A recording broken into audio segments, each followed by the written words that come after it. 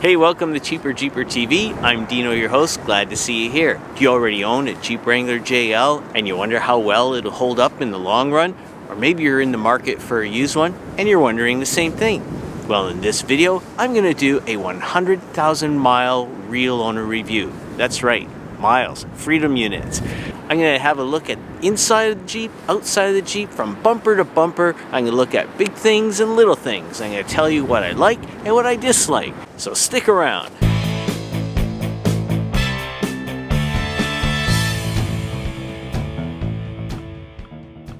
Well, I had to move the recording of the video inside the Jeep because there's gale force winds out there and it was blowing the camera over, and I'm sure the audio would have been terrible. So before I get started talking about the review, if there's any topic or content that I cover in the review that I already covered in another video, I'll flash the thumbnail of the video up on the screen so you'll know that if you wanted more information on it, that a video on that topic already exists. So let's talk about the Jeep Wrangler JL. When it came out, it had a lot of design improvements over the Jeep Wrangler JK. And when we look at the styling of the Jeep Wrangler JL, it's very similar with a couple minor changes that I'll just point out because they account for some of the things that I like about the Jeep Wrangler JL. For example, when you look at the front fenders, it looks like there's a little plastic vent there. Well, that is functional. In fact, if air gets warm under the engine, or if the pressure of the air builds up or changes between what's under the hood and the outside, like when you pass a transport truck on the highway, in the previous models of the Wrangler, you would get what's called hood flutter. And with those vents allowing for air to move in and out of the engine bay, as well as the metal hood latches, I have experienced no hood flutter in the 100,000 miles of ownership. So that's good. Another thing that they've done with the Jeep Wrangler JL is they have put all aluminum body panels. So all the doors, the hood, the quarter panels, the frame around the windshield, and even the skin on the tailgate are all aluminum. And this is good because it reduces weight and helps with fuel efficiency. And so that's good. The one thing that I dislike is that whether it has something to do with Jeep not priming the doors properly, or they're using substandard recycled aluminum, I have no idea. There is a corrosion issue with these Jeep Wrangler JLs. I have had it, and when you go onto the online forums, there's going to be all kinds of other people sharing that they have it. You'll see those threads. In fact, I know many people that I've spoken to personally that have it, and even some subscribers have sent in pictures to show me they even have it. So it is a thing, I believe, and if you were looking at getting one of these, I would be checking the common places where the corrosion occurs. You can see here on this graphic on the screen, I've had it on all four hinges on the driver's side, as well as all four hinges on the passenger side. I've had it on leading edges of doors. I've had it on the leading edge of my hood. I've had it on the hinges of my hood. I've had it on the driver's side fender, as well as along the edge of the windshield frame. I've had it on the hinges of my tailgate. So maybe some of you have had it that bad, maybe some people have had it less. So if you're thinking of buying one, check for that, and it is covered under warranty. I think it's different in the States than in Canada, so make sure you check that out, that if you have one and it's still under warranty, that you get that looked after. I've had spots reoccur. I've been back to the dealership 4 times. Even though I've driven this Jeep for 100,000 miles, I've had it for 3 years and 9 months. So I'm out of the warranty now here in Canada, and in terms of how it's going to fare in years down the road, we'll have to see. So that's just something I dislike. If we have a look over in the front of the Jeep, you can see I've got the LED OEM headlights. In fact, I got the LED light group when I purchased my Jeep, so I even have LED lights in the cabin, and they are beautiful. In fact, they function very well. I've been very happy with them in the 100,000 miles of ownership, And the one thing is, you'll read on the forums, and I've experienced it as well, that some people will flash you even though you don't have your high beams. So I'm not sure if that perhaps they're not adjusted properly from the factory, but there are videos that show you how you can adjust them and just sort of angle them down a little bit if that happens to be a problem for you. But I really like the LED lights. Now, the thing that I dislike about the OEM LED lights is that there's no heater in them. Because they're LED, they don't warm up. So when you're on the highway on long trips, if it's snowing, your headlights tend to fill up with snow, and then you'll have to pull over at some point to clear out the snow. Some aftermarket LED lights have heaters in them such that they'll melt the snow. So that's one thing that I dislike about the LED OEM lights. And even though I didn't get the OEM stock headlights, everybody knows, you could read about it in the forum, that those are not very bright at all. And a lot of people will either get the LED OEM lights if they're available. With the chip shortage, I think that's impacted some people's ability to order them, or they have to go to aftermarket. So now let's have a look under the hood and let's talk about the Pentastar engine. There's some minor tuning and upgrading to the Pentastar engine, and I have to tell you, in the 100,000 miles of driving this engine, I'm really pleased with the engine. It has ample power and torque for this Jeep. In fact, a friend of mine who has a Jeep Wrangler JK with the 3.8 liter engine said he really noticed the difference in the power and the torque in this Jeep. He actually needed it in four-wheel drive and was very impressed. I'm very impressed. So in terms of the reliability and performance of the 3.6 liter Pentastar, which I have in my Jeep, I really like it. The other thing that I really like about the Jeep Wrangler engine is its serviceability. I mean, if you look under the hood and if you were interested in doing your own maintenance, for example, it's so easy to check all the fluids the way they've got everything laid out in the engine bay. It's so easy to access them if you needed to top them up, change the oil, access to the fuses. In fact, Jeep even put extra spare fuses in the fuse box, so I really like that. Now, when it comes to serviceability and the Jeep Wrangler, I've done all of the service and maintenance on the Jeep Wrangler myself, and there's a whole slew of videos that cover this, and you can check them out. But the one thing that I don't like, and it has to do with changing the spark plugs, I haven't come to that point yet where I need to do it, but when I looked at what's involved in doing it, it's a little hard to access the spark plugs on the passenger side. You'll have to remove some hoses, the fuel rail, and the number 6 spark plug at the very back is very difficult to reach, and you need a special extension, and you could drop the bolts, and it just seems very complicated. So I don't like how that part is difficult to do, and I'm not sure that that's going to be the DIY maintenance item for me to do. Although I've done everything else, and I've saved a lot of money in doing the maintenance items myself. And in this video's tip segment, I'm going to share with you the total amount of money that I saved by doing the maintenance on the Jeep myself. So that might be something to stick around for in the tip segment. So in keeping with the whole idea of how I like how easy it is to maintain the Jeep myself, and that's after 100,000 miles of ownership, I find that the access to the oil filter right on the top of the engine, that you could just unscrew the cap and replace the filter without it dripping down your arm from being mounted under the engine like a lot of other engines. And I use the Easy Drain oil valve, which allows me just to twist that drain and drain the oil pan into a jug. It virtually leaves no mess whatsoever. It's very easy to do. I really like the easy serviceability of that, including the rear differential, very easy to do yourself, and the front differential and the transfer case. All of these are so easy to do, and the money that you save by doing it yourself is incredible, as I'll explain in the tip segment of this video. But the one thing that I dislike is this business about the transmission fluid. Jeep says you do not change it. It's good for the life of the vehicle. And that's it. That's all they say. And so you're left wondering, well, what's the life of the vehicle mean? they only warranty it for so many kilometers. So after the warranty's up, in their mind, does that mean that's the life of the vehicle?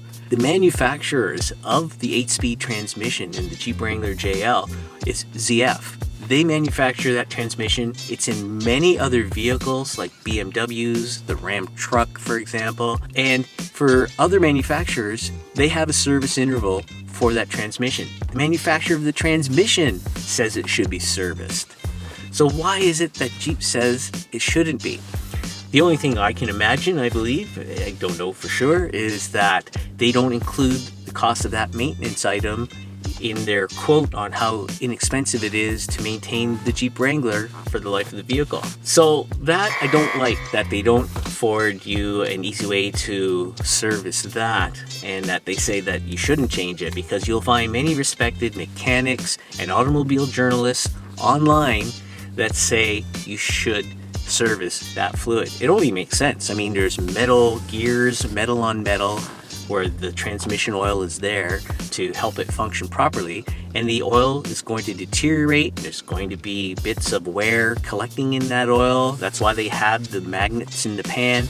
And if you don't refresh that oil, it's going to lose its ability to do its work, and then you're going to have a very expensive repair for a very expensive transmission down the road. That is, of course, if you're like me and you plan on keeping the vehicle for a long time. So my plan is I am going to make a video on how to service the transmission fluid in the Jeep Wrangler JL with the 8-speed transmission. So if that video seems like something that you'd like to see, make sure that you've clicked on the subscribe button down here below and the alert bell so you'll be notified when that video is released. Now, there is another thing that I dislike about this Jeep Wrangler JL is the steering. It's kind of vague and the Jeep tends to wander a lot, and they did put out eventually a technical service bulletin to replace the steering box of the Wrangler JL. Now, it's a technical service bulletin. It is not a safety recall. So because I was already past my 3-year warranty when I learned of the technical service bulletin being out, they wouldn't change it for me, and it was going to cost me over $1,000 to have it changed. So if you're looking at buying one, or if you have one already, make sure that that item is addressed while it's still under warranty. If you're buying a used one, check to see that that steering box was replaced. Another thing that I dislike is that there were some frame welds and track bar welds issues, and there was technical service bulletins for that as applied to my vehicle as well.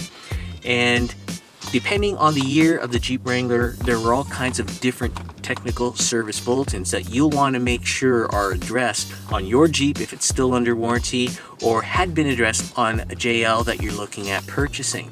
So what I'm going to do is in the description section, I'm going to put a link to all of the technical service bulletins by year of Jeep Wrangler JL, so that you could check out the technical service bulletins that apply to the Jeep Wrangler in the year that's of interest to you. Now, one thing that I really like is the ease of access to all the components of the Jeep in terms of the suspension and things like that. So if you're interested, for example, in putting on larger tires or putting on a lift, it's actually, depending on how far in you go, easy to do yourself, as I've done in these videos right here. So that is something that I like. But now as we move inside the Jeep, I just want to point out what I like about the design of the dash. It is beautiful. I really like the design of the dash. It is a really nice looking design. It's got beautiful materials, like I have the Jeep Wrangler JL Sahara. It has nice soft touch plastics and some leather and large infotainment screen. I like the way these vents function, and the infotainment system, as shared by automobile journalists online, is one of the best in the industry. And I have to vouch, after 100,000 miles of driving, I have found it extremely effective, very easy to use. And the bonus to this is that on the Jeep Wrangler, there are also hard knobs and buttons that do the same features that you can find on the screen, and the screen has some extra functions. But it's not like in some other vehicles where they're removing buttons and then you have to go deep into the screen, into folders in the screen, just to turn on your heated steering wheel or your heated seats. I really like how there's a large Uconnect 8.4 screen, how the reverse camera gives you a beautiful high resolution image and those reverse lines are dynamic. It is very user friendly, very logical. Whoever was in charge of this really nailed it. In fact, if I was to think of buying some other vehicle like a Ford F-150 or something like that, or a Honda Ridgeline, I just look at their dash design and their infotainment systems and I stop right there because I like the infotainment system and the dash design of the Jeep. I mean, look how cool this is here. When you start up the Jeep, how the instrument cluster in the display in front of the steering wheel just looks so amazing and the information there is great. And the other thing is when you have the off-road page on your infotainment system, you get all of these gauges, and this is excellent. I have found sometimes I'm going down the highway and I'm wondering if I'm smelling something burning. Is there a hose that's let loose or leaking and there's a problem with one of the systems, the rad or something like that? I just put on the gauge cluster here from the off-road page and I look at the values of my transmission, the engine temperature, the oil pressure, the oil temperature, the battery voltage. I can check and see that all systems are go and it's not me that's got something happening to their vehicle. And I really find that really helpful. However, what I dislike is, just like other people who've commented in the forums, I'm plagued also with the occasional electronic gremlin. Occasionally the rear view screen won't work, or the lines when I'm backing up won't work. Also, when I'm switching from park to drive, sometimes the reverse and neutral lights don't come on and I don't see that. I just see the P for park and the D for drive. And then other times, the odometer reading will read 999,999 miles. I should have did a review for that. But so it's the occasional things like that. Or, for example, I'll start the Jeep, but the infotainment system won't work. I can't turn on the radio, I can't turn on the heater, and I have to wait for like 30 seconds. And while the onboard computer is working out what it's working out before it starts to work. So there are those things that I don't like, but most of the time it's working great, and it is great. I really like it. The other thing that maybe is not great is the quality of the upgraded stereo. I mean, I did upgrade to get the 8.4 Uconnect screen, and I got the subwoofer in the back, and it's good. I don't know what I was expecting. I thought it might be a little bit more spectacular, but it is a Jeep, and the interior isn't like a regular vehicle because the doors and the top and everything come off. So, you know, there is all that extra sound that comes in, which is expected from a Jeep. So that's not even going to be something that I rate. But when it comes to, for example, the cabin heat, it's amazing. It is great. It gets heated up very quick. The fan blows very strong. I'm really happy, especially when I compare it to other vehicles that I've driven. I find that the heater in the Jeep is great and the controls are great, and as well as air conditioning, and it works really great, so I'm really happy with that. And after 100,000 miles, there are no problems. However, what I dislike is, as I've reported in this video and many others have reported in some forums, is that the windshield defrost pattern coming out of the vents is inadequate, and I am not sure why some Jeep owners like myself are plagued with this issue. There are many people who have commented on it in the forums, and I made a video on it. And if you're looking at buying one, check that you have an even flow of air coming up out of the vents across the front of the windshield, not just right up the middle, because if it comes right up the middle, you're just going to get the center of your windshield defrosting, and then it'll take forever for the whole cabin to heat up and eventually the rest of the window to catch up. So that's something for me in 100,000 miles of ownership that I have had an issue with. So make sure that you check that. Also, and I've read that a lot of people have had this problem with JKs as well, is that on the rear window, the defrost wire connection tends to just come off. And I'm on the fourth tailgate window, and that was all covered under warranty. And after that fourth window, I haven't had it come off. So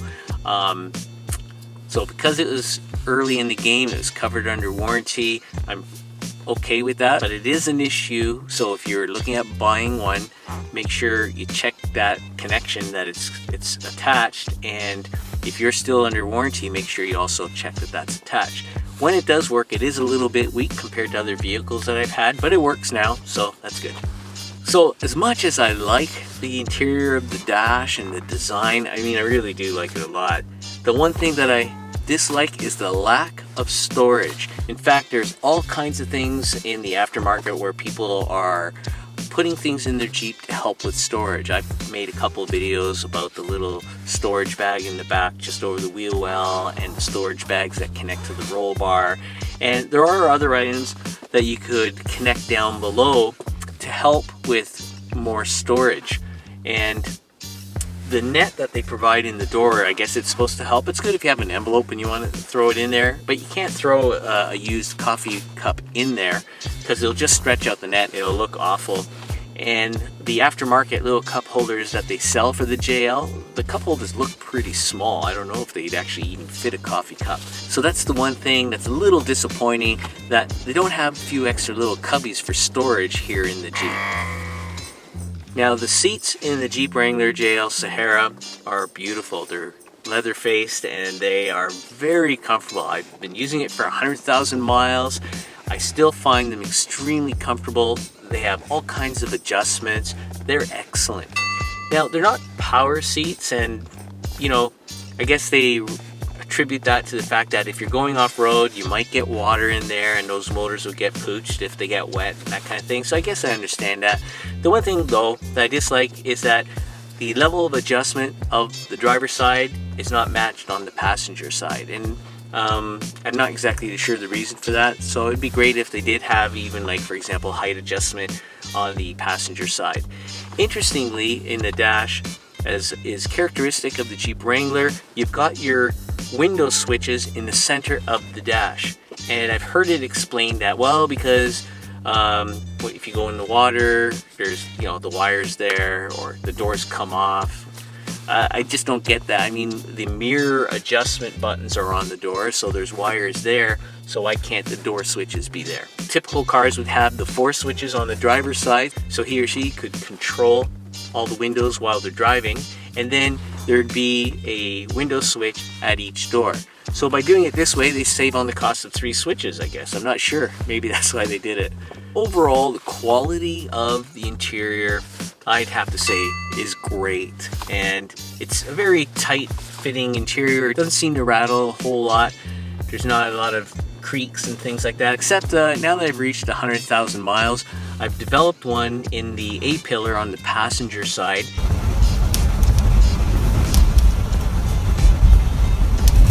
And I've even managed to isolate it to the exterior panel that seems to flex there. And I don't know if that's because when they corrected the corrosion on the window frame, on the windshield frame, if they had moved it or something, but I gotta figure that out. But overall, the styling, the materials, the quality of the interior is very good, and I really like that. And it's held up really well after 100,000 miles. In terms of visibility, it's excellent. The way you're positioned, and with the glass being all vertical, you have excellent visibility all the way around. There's not large C-pillars at the back. So I think that's even an improvement over the JK, because on the JK, the rear window's not as large, and on the JL, the position of the rear tire is a bit lower. So I'd have to say, from my experience, I've been very satisfied with the visibility that I've been afforded with this Jeep Wrangler JL.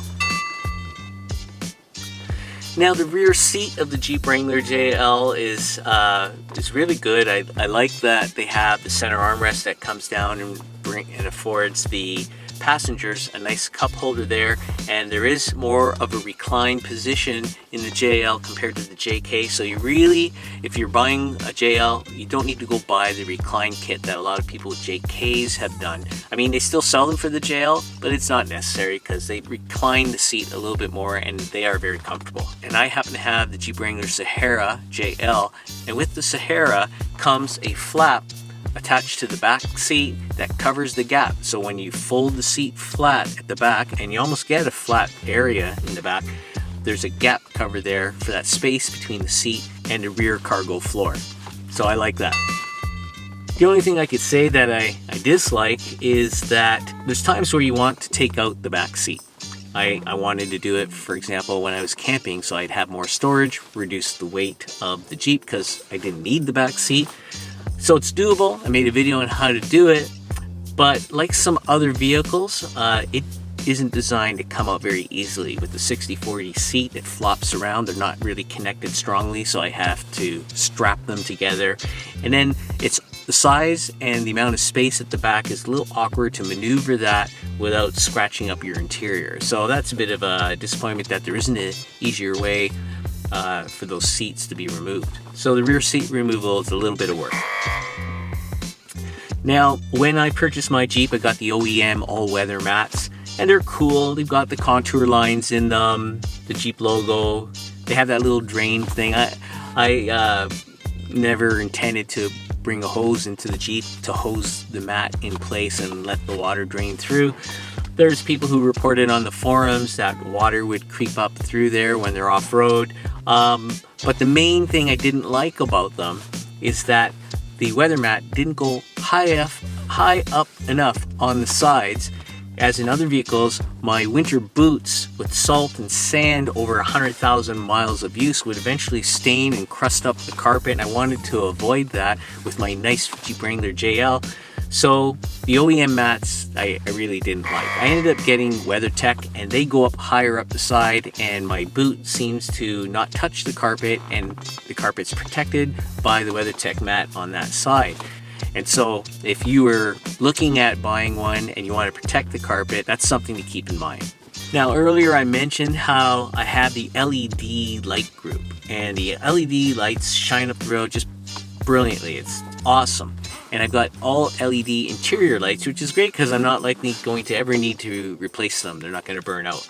Now, the thing is, what I dislike about the dome lights, for example, is that they're back there. They're like behind my head, and a lot of times, like in other cars, when you open the door, the dome light would sort of light up the area in front of you here. So if your phone is in the cup holder or your wallet or your keys or anything, it gets lit up so you could grab it as you're going in the house. But with the dome lights back there, the illumination doesn't reach the area in front of you, and so that is the one thing that I dislike about the way they position the interior lighting. Actually, what would work really well, and I don't know where I saw this, is that if there were lights just engineered in the bottom of the rear view mirror as dome lights as well, when you open the door, lights from there can illuminate the console between the two seats, so when you need to grab your wallet or whatever that you have in that space, you can see it. But they didn't ask me, so but overall, I am really extremely happy with how everything's held up and has been working over the 100,000 miles of driving this Jeep. So now let's move on and talk about, after owning the Jeep this long, about the off-road use of the Jeep. I think there's probably no other vehicle out there that compares to the off-road ability of the Jeep Wrangler. I know that the Bronco has come out, but there's a lot of YouTube videos out there that show, although it's nice and it's good, it's not as good as a Jeep Wrangler. And I've had personal experience going off-road. I joined my local Jeep club and I've gone on a few runs with them, mostly newbie runs, and some of those still can be challenging. And I really enjoyed having the Jeep where I could go and do that. And even though it's been 100,000 miles of driving this Jeep, I still feel like it's new and can handle anything I throw at it. In fact, I've gone on some other big trips with my Jeep Wrangler where I've gone camping, and a overlanding experience where I went off to Cape Breton Island and I did some intense off-roading to get to the edge of the world, and I camped there with my Jeep. And you just can't do that with just any vehicle. Even though I've got 100,000 miles on the Jeep now, I don't think the Jeep's any worse for wear. There's a couple minor scratches, and depending how much you do, there's going to be more wear and tear, but the Jeep is designed to hold up to that, and this Jeep has done so brilliantly. So if you're looking at using your Jeep or buying a Jeep so you can do these adventures, it's a great vehicle to do something like that. So when it comes to off-roading and traveling, I like that about the Jeep because it accommodates anything that you could throw at it. And then finally, the Jeep Wrangler as your daily driver. Well, I've got 100,000 miles on the Jeep, and that is because I use the Jeep as my daily driver. It does have that wandering steering issue, and I don't know if it's just that I'm used to it now, but I love how it drives. It always feels great to drive. You could use it to get to work, to go to get your groceries, as well as the traveling that I just spoke of. It's got great visibility, and it's been a very reliable vehicle. The one thing that I dislike is the fuel efficiency. Now, I did a video that showed how great the fuel efficiency is. Since then, I've put a lift, I've put on larger tires. That's reduced my fuel efficiency. I could easily just bring it back to stock and get the fuel efficiency of the Jeep Wrangler, but with the gas prices that you have out there now, and with the other kind of vehicles on the road that are getting you better fuel economy, that might be something that you would consider. But it is a trade-off, and nobody picks getting a Jeep Wrangler for fuel efficiency. They might get a Toyota Yaris for that or something. But overall, the fact that the JL has improved the fuel efficiency over previous Wranglers is something that you may, take into consideration when looking at keeping your Jeep Wrangler or purchasing one. So that's it for my Jeep Wrangler JL 100,000 mile, that's Freedom Units, review. And I did do a earlier review, I believe that would have been closer to the 60,000 mile mark, where I did have a checklist of things that were good and not so good. And not much really has changed in my analysis of things. The only one thing that is different on that table that I put in that video is at that time I hadn't needed to make any out of warranty repairs, and now at 100,000 miles I did have to make a repair, and that was to replace my front wheel bearings because they started to go. And that is a wear item, and maybe for some people it might be a little after 100,000 miles, and I'm not sure if it was because of those off-road trips I did, the lift, the larger tires, if that contributed to my front bearings wearing sooner. And so I had to get that. So that's the one thing that changed from that initial review.